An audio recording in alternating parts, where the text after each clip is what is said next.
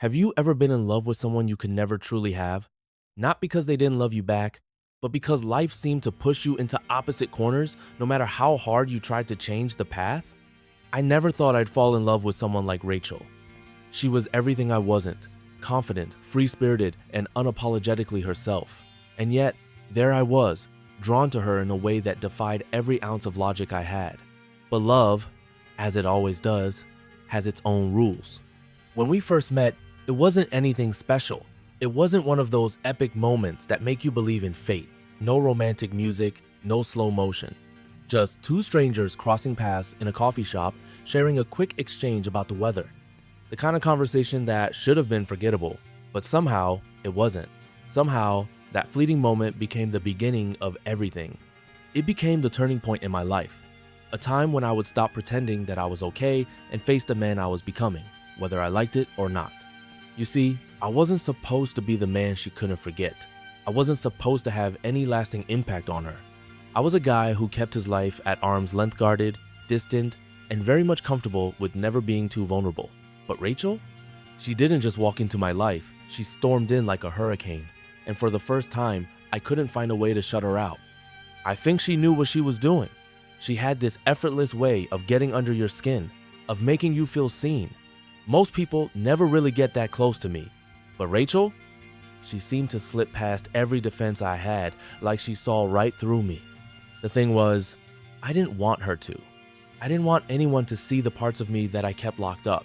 But there was no escaping it. She was already there, deeply woven into the fabric of my life, and it terrified me. I wasn't ready for this. I wasn't ready to fall in love, not with someone like Rachel.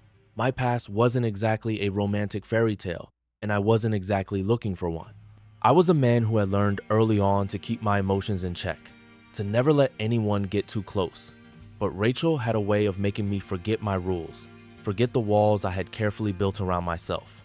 And as I let my guard down, I began to wonder, maybe, just maybe, I was meant to be more than the man I thought I was. But of course, life had other plans. It always does, doesn't it? I don't know when it happened exactly when I started to realize I wasn't just letting her in. I was letting her reshape everything about me. It wasn't just the way she smiled or the way her voice had a calming effect on the chaos that usually raged inside my head. No, it was deeper than that. It was the way she made me confront myself. Every conversation with her felt like a mirror being held up to my soul, forcing me to see parts of me I'd buried long ago. Rachel didn't need to say much to make me feel like I wasn't enough. It wasn't her fault, not at all. But she had this way of asking questions that got to the core of me, things I never even thought about. "What do you really want, Jake?" She'd ask, her eyes so sure of their answer, as if she already knew the response before I could say a word. I remember the first time she asked me that.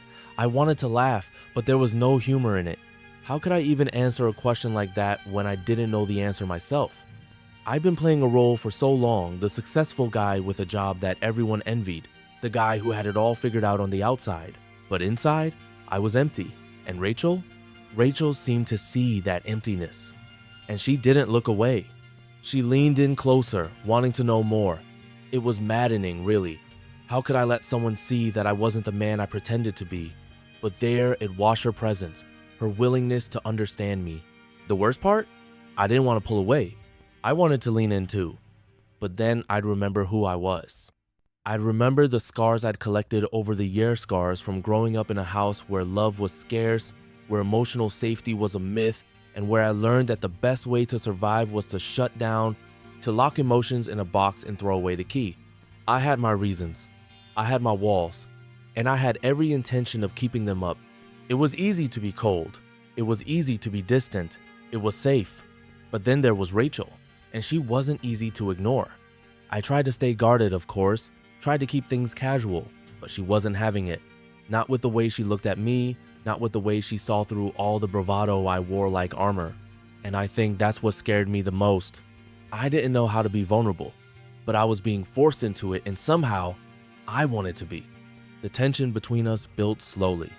Every touch was electric, every look held 1,000 unspoken words, and I was lost in a maze of emotions I had no map for. I knew I was falling, but I wasn't ready to let go of the safety of my isolation. I didn't know how to trust her, how to trust anyone, really. I couldn't even trust myself to not ruin this, and so I did what I always did. I pulled back. Rachel wasn't a woman who would wait around for someone to get their act together. She had her own life, her own dreams, and she didn't need a man to complete her. She was whole, but for some reason, she wanted me. That made no sense to me. I wasn't the guy who deserved her. I was the guy who kept running from everything that was real. And yet, every time I tried to pull away, she would stay. And I don't know why that was so painful, but it was. The more she stayed, the more I realized I was losing the very thing I was terrified of her. I remember the last night we spent together before everything fell apart. It was a simple evening just dinner, a walk under the stars, but it felt like everything I'd been running from was catching up to me. She was sitting across from me, her eyes soft, almost sad. I could tell she wanted to say something, but she was waiting for me to speak first.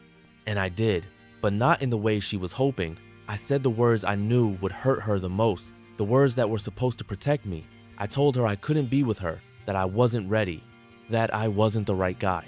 And I'll never forget the way her face fell, the way her smile disappeared in an instant. "I knew you'd say that," she said, her voice barely above a whisper. "But you don't have to be perfect, Jake. You just have to be real." Those words cut through me, not because they were harsh, but because they were true. I wasn't ready to be real. I wasn't ready to face the man I was becoming. I wanted the easy way out, and I took it. I walked away because I couldn't face the mess inside of me that Rachel was so desperately trying to make me see. For weeks, I pretended I was fine. I buried the hurt, the guilt, and the regret deep down. I kept going through the motions, telling myself that I'd made the right choice, that she was better off without me. But the truth? The truth was I couldn't stop thinking about her. I couldn't stop wondering what life would have been like if I hadn't been so afraid to open up, to trust, to be vulnerable. And then, one day, everything changed. I received a message from Rachel. It was brief, just a few lines that seemed to carry the weight of everything unsaid. "I'll never forget you, Jake, but I can't keep waiting for you to figure it out. I have to let go." And just like that, I lost her. I didn't know what to feel: relief, sadness, anger, guilt. It all hit me at once. But one thing I knew for sure, I had become the man she couldn't forget, the man who would always haunt her memories, the man who couldn't love her the way she deserved. It took me months to really understand the lesson here. The thing is, life doesn't wait for us to get our act together. Love doesn't care about our timing, our walls, or our excuses. When we shut ourselves off from others, we shut ourselves off from the very thing we crave the most: connection. I had spent so much of my life hiding from vulnerability, thinking it made me strong. But the truth? The truth was that it was my weakness, not my strength. And Rachel, she taught me something I'll never forget: that the bravest thing we can do is to let ourselves be seen, to allow ourselves to be loved, and to trust that we're worthy of it. Because the moment we close ourselves off to love, we close ourselves off to life. It's strange how life works out, isn't it? How we often need to hit rock bottom before we can see clearly. I had spent so much of my life avoiding pain, running from anything that might show me just how broken I really was. I thought keeping my emotions in check was the way to stay strong, that showing vulnerability would make me weak. But in the end, it wasn't weakness that brought me down. It was my refusal to face what was real. After Rachel left, there was no running away from it anymore. I spent days in my apartment, replaying every moment, every conversation, and I came to one painful realization. I had sabotaged something beautiful out of fear. Fear of failure, fear of rejection, and most of all, fear of being seen for who I truly was. And in doing that, I had shut out the very thing I needed most: connection. I started looking into the Stoic philosophers, the ones who had lived their lives by a set of principles that helped them navigate even the most difficult times. Marcus Aurelius, Seneca, and Epictetus, these men had something in common. They understood the importance of self-control, of mastering one's emotions, but they also understood that life is fleeting, and it's not about avoiding suffering, but about embracing it and learning from it. Marcus Aurelius, in particular, spoke of the idea that we are in control of how we respond to things, but not of what happens to us. It's easy to get caught up in the "why me" mindset, to blame life, or people, or circumstances for our misfortune. But Marcus reminded me of something crucial. What we choose to do with that misfortune is what defines us. For the first time in my life, I understood that I wasn't a victim of my past or my fears. I wasn't a victim of Rachel's absence. I was simply a man who had been given an opportunity to change. It wasn't going to be easy, and it wasn't going to happen overnight, but it was possible. I started small, paying attention to my emotions, really noticing what triggered my walls, what made me withdraw, what made me shut down. Slowly, I began to unravel the years of self-protection I had built, brick by brick. I stopped making excuses for myself, stopped hiding behind the mask of the successful guy who had it all together. One of the first steps I took was to apologize, and not to Rachel, not yet, but to myself, for all the times I had let fear rule my life, for all the times I had chosen to be alone rather than vulnerable, for all the people I had pushed away, and for the first time I allowed myself to feel the weight of those mistakes. It was liberating, not because I was free from guilt, but because I finally allowed myself to take responsibility for my actions. I wasn't going to let my fear dictate my future anymore. I wasn't going to let my past define me. Then, the unexpected happened. Rachel reached out to me. It wasn't a grand gesture, no dramatic reunion. It was just a simple message asking how I was doing. And in that moment, I realized something important. Life doesn't need to be perfect for us to learn from it. We don't need to have it all figured out to move forward. I didn't need to be the man who could give Rachel everything, because that wasn't my job. My job was to be the man who could give myself everything. To be the man who was no longer afraid of what he might lose, but who understood what he had to gain by being whole. I wasn't ready to jump back into a relationship, not with Rachel, not with anyone, but I was ready to be a better man. A man who could stand in his truth, no matter how painful or uncomfortable that truth was. I understood, finally, what Seneca meant when he said, "We suffer more in imagination than in reality." All the fears, all the doubts I had about myself, none of them were real. They were just stories I told myself to protect me from the pain of facing my weaknesses. But life isn't about avoiding pain, it's about what we do with it when it arrives. Rachel had taught me that, and so had the Stoics. I wasn't the man she couldn't forget because I was perfect. I was the man she couldn't forget because I had learned the hard way that perfection isn't what love is about. Love isn't about having it all together, or about being the most successful, the most powerful. Love is about vulnerability, about accepting your flaws, your mistakes, and still believing that you deserve connection. And that's what I had to offer now. Something real, something raw, something honest. I wasn't perfect, but I was better. I was becoming the man I needed to be, the man I'd always had the potential to be. Rachel and I, we never rekindled anything romantic, but that wasn't the point anymore.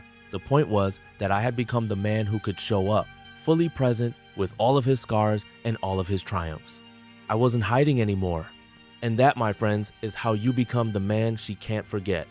If you found yourself stuck, unable to move past your fears, unable to face the parts of yourself that scare you, I encourage you to take a page from the Stoic philosophers. Embrace your vulnerabilities. Own your mistakes. Let go of the idea of perfection. Become the person you're meant to be, not for anyone else, but for yourself.